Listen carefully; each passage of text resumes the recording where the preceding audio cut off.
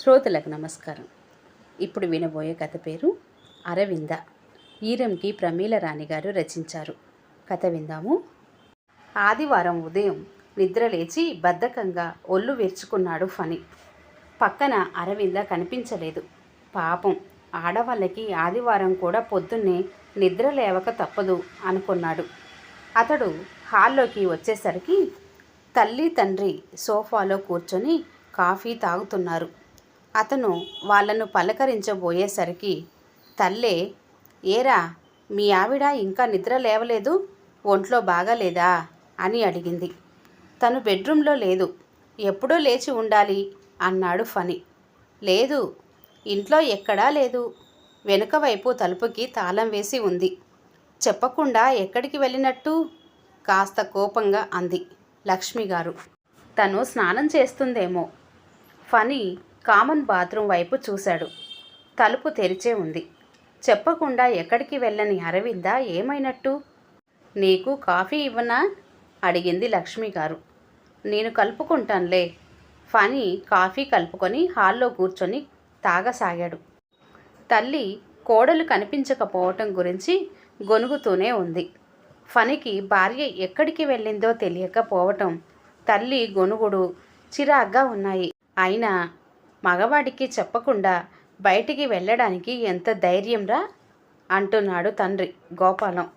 ఇంతలో పిల్లలు నిద్రలేచి వాళ్ళ రూమ్లో నుండి బయటికి వచ్చారు.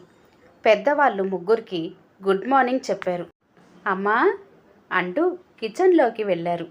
తల్లి కనిపించలేదు. మళ్ళీ వాళ్ళకి డౌట్, తల్లి ఎక్కడికి వెళ్ళింది అని. మీరు మొహాలు కడగండి, పాలు కలిపిస్తాను అని ఫణి కాఫీ గ్లాస్ సింక్లో పెట్టి తాళాలు తీసుకొని ఇంటి వెనక్కి వెళ్ళి తాళాలు తీశాడు. మళ్ళీ కిచెన్లోకి వెళ్ళి పిల్లలకు పాలు కలుపుదామనుకునేసరికి అరవింద గేటు తీసుకువచ్చింది. హలో, అందరికీ గుడ్ మార్నింగ్ అంది నవ్వుతూ. ఎక్కడికి వెళ్ళావు? చెప్పా చేయకుండా అడిగాడు ఫణి. ఉదయమే మెలకువ వచ్చింది, అలా వాకింగ్ చేసి వద్దామని వెళ్ళాను. చాలా రోజులైంది అంత మంచి సూర్యోదయాన్ని చూసి. మామగారు అత్తగారు మొహాలు చూసుకున్నారు. అరవింద చాలా కొత్తగా ఉంది. లేత గులాబీ కాటన్ చీర, చేతిలో చిన్న పర్స్, మొహం మీద చిన్న చిరునవ్వు. ఎక్కడికి వెళ్ళావు మమ్మీ అడిగింది కూతురు మీనా. అలా వాకింగ్ వెళ్ళాను. అన్నట్టు మీరు పాలు తాగారా? ఇంకా లేదు మమ్మీ. పర్వాలేదు, తర్వాత తాగుదురు గాని. ఈ వీధి మొదట్లో మన కాలనీకొచ్చే జంక్షన్లో కొత్తగా ఫుడ్ కోర్టు పెట్టారు. పూరీ కూర ఎంత బాగున్నాయో. నేను తిని వచ్చాను, మీరు తిని రండి. డాడీకి, మా అమ్మగారికి, తాతగారికి తీసుకురండి. మాకు అక్కర్లేదమ్మాయి కాస్త కోపంగా అంది అత్తగారు. వద్దా? సరే, మీరు తిని డాడీకి తెండి అంది పర్సులో డబ్బులు తీసి ఇస్తూ. నాకు వద్దు అన్నాడు ఫణి. అతని మొహం చూసి నవ్వేసింది. పర్వాలేదు, వంట లేటుగా చేస్తాను, మీరు వెళ్ళండి. సైకిల్ మీద జాగ్రత్తగా వెళ్ళిరండి. అరవింద వైఖరి ముగ్గురికి కొత్తగా ఉంది, ఆశ్చర్యంగా ఉంది. ఆమెకు వాళ్ళ ఆలోచనలు అర్థమవుతున్నాయి. అయినా పట్టించుకోలేదు. పక్కింటికి వెళ్ళిన కాళ్ళు చేతులు కడిగి చీర మార్చనిదే ఇంట్లో ఏ వస్తువు ముట్టుకొని అరవింద అలాగే వంట ఇంట్లోకి వెళ్ళి కాఫీ కలుపుకు తెచ్చుకొని హాల్లోనే టీవీ పెట్టుకు చూస్తూ తాగసాగింది. అలా చెప్పకుండా ఇంట్లోంచి వెళ్ళిపోతే మేము ఎంత కంగారు పడ్డామో అమ్మాయి అంది అత్తగారు. ఆవిడ మామూలుగా మాట్లాడదామన్నా ఆ గొంతులో కరుకుదనం కనిపిస్తుంది. ఎందుకండి కంగారు?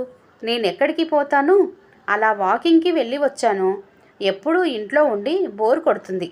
అత్తగారు ఇంకా ఏదో అనబోయింది. ఇంతలో పని మనిషి రావడంతో మాటలు ఆగిపోయాయి. ఉదయమే కాదు, ఆ రోజంతా అరవింద ప్రవర్తన కొత్తగా ఉంది. పిల్లలు చదవకపోయినా ఏమీ అనలేదు. షాంపూతో తలస్నానం చేసినా ఏమీ అనలేదు. టీవీ చూస్తూనే వంట పని, ఇంట్లో పనులు చేసింది. అత్తగారికి కోపంగా ఉంది. కోడలిని ఏదో అని బాధ పెట్టాలని ఉంది. కానీ ఆదివారం కాబట్టి ఎక్కువ ఫణి ఇంట్లో ఉంటాడు. తన గయ్యాలితనంతో కోడల్ని ఏమన్నా పర్వాలేదు, కొడుకుకి ఇబ్బంది కలగకూడదు. ఇవన్నీ తెలియని అమాయకత్వం ఇప్పుడు అరవిందలో లేదు. ఆమె తనలో తనే నవ్వుకొని తను అనుకున్న ప్రకారం ప్రవర్తించసాగింది. అరవిందకు ఫణికి పెళ్ళయి 12 సంవత్సరాలయ్యింది. 10 సంవత్సరాల కూతురు, 8 ఏళ్ల కొడుకు ఉన్నారు. ఫణి సాఫ్ట్వేర్లో ఉద్యోగం చేస్తుంటే అరవింద ప్రైవేట్ కాలేజీలో పనిచేస్తుంది. నిజానికి అరవింద మంచి అమ్మాయి. మామగారు రిటైర్ అయ్యాక అందరం కలిసి ఉందాము అని వేరే ఊరిలో ఉన్న మామగారిని అత్తగారిని వచ్చి తమతో ఉండమని అన్నది. వాళ్ళు ఇక్కడికి వచ్చి 3 ఏళ్ళు అయ్యింది. 3 ఏళ్ళు వాళ్ళు గెస్టులుగానే ఉన్నారు. అయినా అరవింద ఏమీ అనేది కాదు. కానీ విమర్శలు ఈ మధ్య ఎక్కువయ్యాయి. ఖాళీగా ఉంటే మనిషి మెదడులో దయ్యాలు ఉంటాయి అని ఎవరు అన్నారో కానీ ఆ వ్యక్తి మహానుభావుడు. ఆ తర్వాత వారం అంతా కూడా అరవింద వింతగా ప్రవర్తించి అత్తగారిని ఆశ్చర్యానికి గురిచేసింది. కాలేజీ నుంచి లేటుగా వచ్చిన కారణం చెప్పలేదు. పిల్లలను చదువుకోమని హెచ్చరించటం లేదు. ఇంట్లో వస్తువులు చిందరవందరగా ఉన్న మునుపటిలా చిరాకు పడి సర్దటం లేదు. మళ్ళీ ఆదివారం వచ్చింది. సెలవు రోజు రాగానే ఇల్లు సర్దటం, తినడానికి స్పెషల్ చేయటం ఏమీ లేదు. ఇంతలో అత్తగారి బంధువులు వచ్చారు. వారిని భోజనం చేయమని అరవింద చెప్పలేదు. పైగా సోఫాలో కూర్చొని చుట్టాలతో మాట్లాడుతుంది. అత్తగారికి ఏం చెయ్యాలో అర్థం కాలేదు. వాళ్ళు వెళ్దామని లేస్తే అప్పుడు ఉండండి భోజనం చేద్దరు అని కుక్కర్ పెట్టింది. వాళ్ళు భోజనం చేసి వెళ్ళేసరికి 3 గంటలు అయ్యింది. అప్పుడు అందరూ రెస్ట్ తీసుకున్నారు. రాత్రికి వంట చేయలేదు. హోటల్ నుంచి టిఫిన్ తెప్పించింది. ఏమిటి నీ పనులు? ఒక్కటి పద్ధతిగా లేదు. హోటల్ తిండి మా నాన్నకు పడదు. పైగా రాత్రిపూట ఎందుకు చేసావలా అడిగాడు ఫణి. అరవింద నవ్వింది. ఇప్పుడు మీరు మామూలు మనిషి మగవాడు అనిపించుకున్నారు. ఏం మాట్లాడుతున్నావు? లేకపోతే ఏమిటి? ఇన్ని రోజులుగా పద్ధతిగా వేడిగా అన్నీ చేసి పెట్టాను.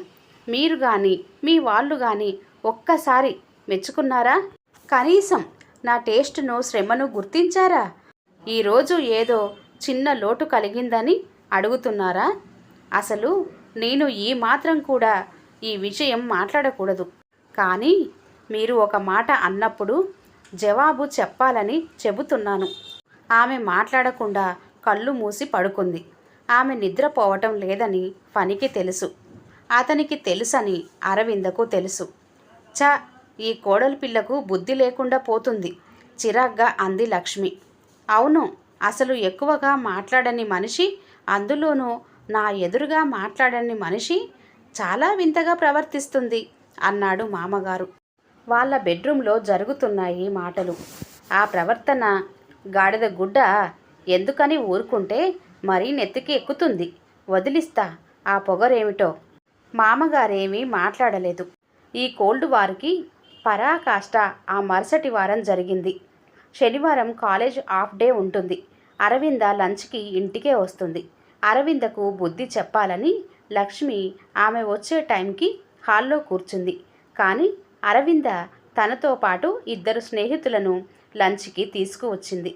వాళ్లను హాల్లో కూర్చోబెట్టి టీవీ ఆన్ చేసింది. అత్తగారికి వాళ్లను పరిచయం చేసింది. 1 నిమిషం కుక్కర్ పెట్టి వస్తాను అంటూ కిచెన్లోకి వెళ్ళిపోయింది. వాళ్ళు లక్ష్మికి నమస్కరించి టీవీ చూస్తూ మాట్లాడుతూ కూర్చున్నారు. అన్నం ఉడికాక ముగ్గురు కబుర్లు చెప్పుకుంటూ నవ్వుకుంటూ భోజనం చేశారు. వాళ్ళు వెళ్ళేటప్పుడు బొట్టు పెట్టి బ్లౌజ్ పీసులు కూడా ఇచ్చింది అరవింద. ఆమె కాస్త రెస్ట్ తీసుకుందాం అనుకునేసరికి అత్తగారు మొదలుపెట్టింది. ఏమిటమ్మాయి, వేళ కాని వేళ వాళ్ళను తీసుకువచ్చి ఈ భోజనాలు అవిను? మరీ ఇంట్లో ఒక పద్ధతి లేకుండా పోతుంది కదా? అదే నేను అనుకుంటున్నాను. అంటే నాకు పద్ధతి లేదని నీ ఉద్దేశమా? ఆ మాట నేనెందుకంటాను? మరేమిటి నీ ప్రవర్తన? 10 రోజులుగా చూస్తున్నాను. నీ ఇష్టం వచ్చినట్టు చేస్తున్నావు. అమ్మయ్య, మనసులో మాట బయటకి వచ్చింది. 15 రోజులుగా నేను చేస్తున్న చెడే కనబడింది, కానీ మంచి కనబడలేదు. అవునా? ఉద్యోగం చేస్తున్న నేనే బాధ్యతను వదలలేదు. దానిని మీరెప్పుడైనా గమనించారా? మీరు ఇక్కడికి వచ్చి 3 ఏళ్ళు అయ్యింది. దాదాపు చాలా ఆదివారాలు మీ బంధువులకు మర్యాదలతోనే సరిపోయాయి. అంటే ఇంటికి ఎవరిని రావద్దు అని చెప్పమంటావా? లేదు, వాళ్ళు వచ్చే ముందు ఫోన్ చేసి రమ్మంటాను. కిందటి వారం మీ బంధువులు వచ్చారు. మీకు వాళ్ళు వస్తున్నట్టు తెలుసు.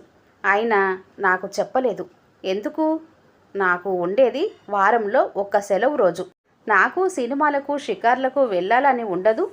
కనీసం తీరికగా మన టీవీ మనం చూస్తూ, పోనీ ఏదో పుస్తకం చూస్తూ గడిపితే మళ్ళీ వారం అంతా పని చేయటానికి ఓపిక వస్తుంది. ఎంత తేలిగ్గా అనేశారు పద్ధతి లేదని. నా డిసిప్లిన్కు మరొకరైతే ఎంతో మెచ్చుకునేవారు. పిల్లల చిన్నప్పుడు మీరు ఎలాగో ఇక్కడ లేరు.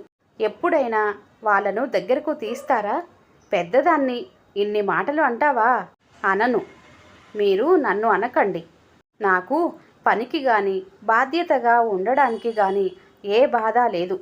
నాకు కావలసినది కాస్త గుర్తింపు. అది కూడా మీకెవరికి చేత కాదు అంటే నేనేమీ చేయలేను. శనివారం ఇంట్లోనే ఉండి రెస్ట్ తీసుకుంటున్న ఫనీ ఈ మాటలకు లేచి వచ్చాడు. కానీ ఏమీ మాట్లాడలేదు. అరవింద అందరి వైపు ఒకసారి చూసి బెడ్రూమ్లోకి వెళ్ళిపోయింది. ఈ కథ ఇంతటితో సమాప్తం అండి. కథ కనుక నచ్చినట్లయితే లైక్ చేయండి, షేర్ చేయండి. అలాగే మరిన్ని మంచి వీడియోల కోసం ఛానల్ని సబ్స్క్రైబ్ చేసుకోండి. మరొక మంచి కథతో మళ్ళీ కలుద్దాం. అంతవరకు సెలవు. నమస్తే. ధన్యవాదములు.